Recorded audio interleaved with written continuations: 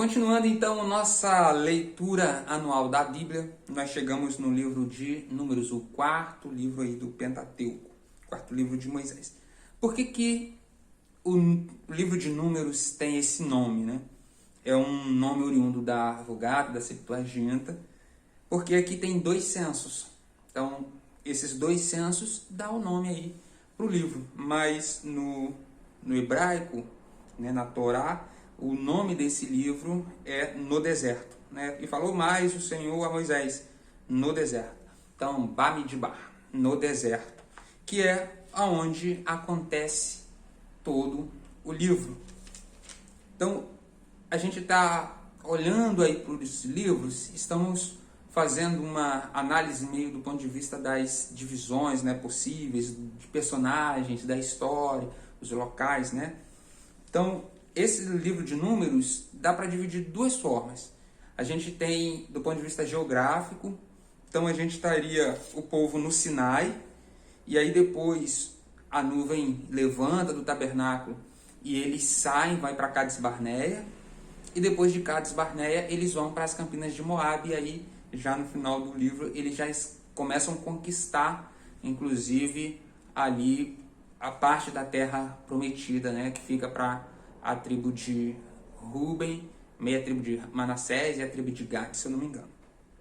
Então,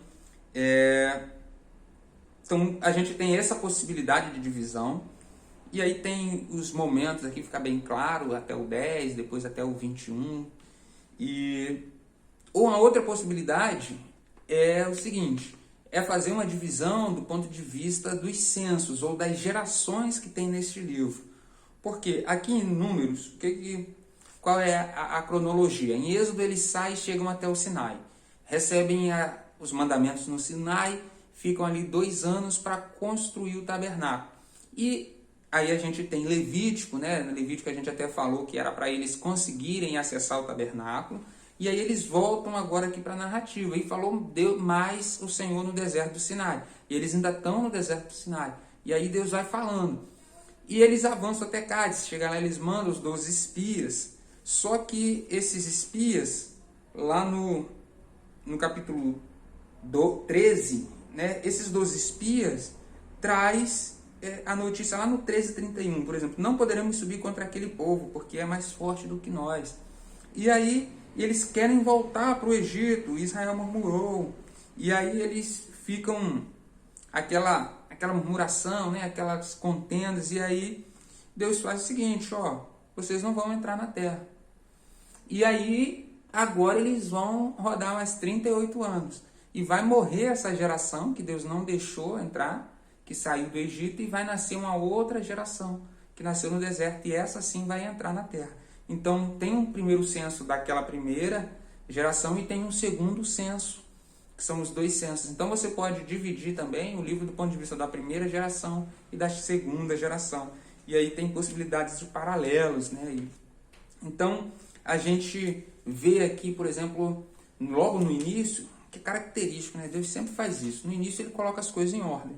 Então a gente vê aqui o censo para saber quantos tem de cada lugar, e Deus começa a organizar, ó. Judá vai ficar para o leste, depois junto com a tribo tal, fulano vai ficar para o norte, fulano vai ficar para o sul, fulano vai ficar para o oeste, vai ser essa disposição aqui, o tabernáculo vai ficar no centro, porque Deus fica no centro, né? Deus tem que ser o centro da nossa vida, e os da tribo de Levi vão ficar imediatamente após, assim, encostado no tabernáculo, sendo que Moisés vai ficar na frente, Arão e tal. E aí Deus vai fazendo essa estrutura, essa organização mesmo de como eles vão fazer. Fala quando eles saírem, o que eles vão ter que, como é que eles vão sair.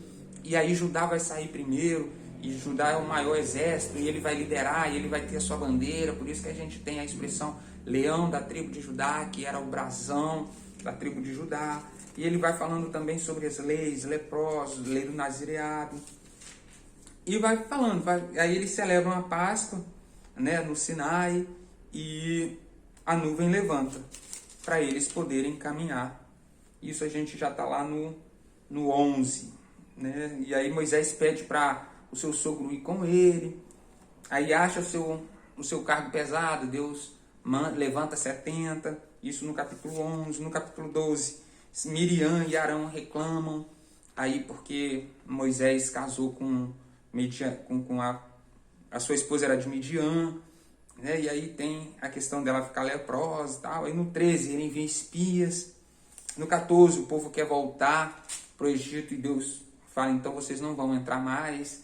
Aí no 15 repete as leis. No 16 tem aquela rebelião de Corá, Datã e Abirão. Personagens aqui e eventos que acontecem no livro de Números. No 17 a vara de Arão floresce. Aí no 18 ele fala dos deveres dos sacerdotes. No 19 a água da separação. No 20 a Miriam morre. Eu estou olhando aqui nas epígrafes, né, da minha Bíblia. Então, aí a gente tem Moisés ferindo a rocha. E aí agora o povo não ia entrar. Depois no 20, no capítulo 20, verso 11, ele levanta a sua mão e fere a rocha. 2 vezes saíram muitas águas. E aí no 12, o Senhor disse a Moisés e Arão, porquanto não me crestes a mim para me santificar diante dos filhos de Israel, por isso não metereis esta congregação na terra que eles tenho dado. Essas são as águas de Meribá, porque os filhos de Israel contenderam com o Senhor e o Senhor os santificou. E aí Moisés também agora não vai poder entrar. O povo já não ia entrar. Moisés também não vai entrar. Aí Edom, que é Esaú, libera a passagem para eles, não faz guerra com Edom. Tem aquele episódio das serpentes, que levantam a serpente, que Jesus vai falar, lá João vai falar no 3,15, assim como a serpente foi levantada no deserto, convém que o Filho do Homem seja levantado. As serpentes, por causa da murmuração, está matando muita gente. E aí fala, o que nós vamos fazer? Aí fala, levanta uma serpente de bronze. Depois Josias quando ele faz a reforma, ele tira essa serpente de bronze nesse tanque. O povo também estava fazendo idolatria. Aqui a gente tem o episódio de Balaque e Balaão, né, que tenta amaldiçoar. Balaão tenta amaldiçoar, mas eles só conseguem abençoar. Aí isso não deu certo, né? Não deu muito certo. O que eles fazem? Eles pegam e misturam ali a questão das mulheres, isso no 25, né? E eles oferecem as mulheres ali com uma certa artimanha para os filhos de Israel, e aí tem uma mistura, e aí vai avançando, tem 26, aí faz o segundo censo no 26, aí aquela separação, né, aquela possibilidade de separação iria do 1 ao 25, do 26 para frente. E aí vai tendo o 28, com mais algumas leis. Agora ele já está instruindo essa geração, né, do novo censo. Já começa uma série de instruções aqui. Deixa eu ver se eu separei mais alguma coisa. Aí é isso, vai falando da cidade de Levita, cidade de refúgio, casamento com herdeiras. E a gente chega agora em Deuteronômio, que eles vai agora falar para essa nova geração, né, reafirmar o pacto que ele tinha feito no Sinai com a geração que está morrendo aí aos poucos, está caindo no deserto, porque eles não vão poder entrar.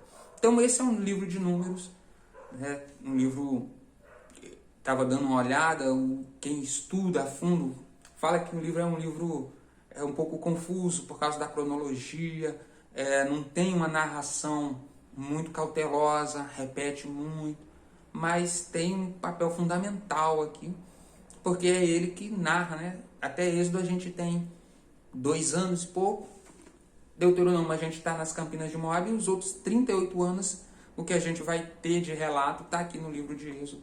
Então a história, se você quer ver, expandir a história do Êxodo, aí a gente tem que dar uma olhada com cuidado no livro de Números. Então é isso, a gente fez aí mais um livro, e fica o convite para você comentar aí embaixo. Está conseguindo acompanhar os vídeos, está conseguindo manter a leitura, já estamos em fevereiro, já começa a cair o ritmo, né? Muitas pessoas que estavam cheias do ânimo lá em janeiro já pararam, mas conta para nós. E aí, você ainda está acompanhando essa leitura anual? como é que tá, onde você tá, quais as dificuldades, quais as facilidades, quais as dicas para compartilhar.